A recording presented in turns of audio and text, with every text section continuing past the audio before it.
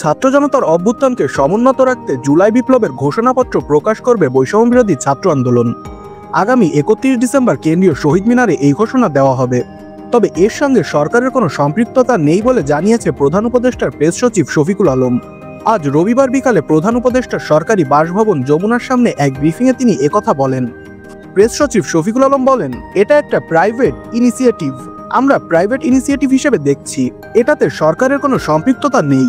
জুলাই বিপ্লবের ঘোষণাপত্র প্রসঙ্গে ব্রিফিংয়ে প্রধান উপদেষ্টার উপপ্রেস সচিব আবুল কালাম আজাদ মজুমদার বলেন, যতক্ষণ পর্যন্ত ঘোষণা না হবে ততক্ষণ পর্যন্ত আমাদের কাছে বিষয়টি স্পষ্ট নয়, ততক্ষণ পর্যন্ত আপনাদের কাছে স্পষ্ট বলা আমাদের পক্ষে সম্ভব না।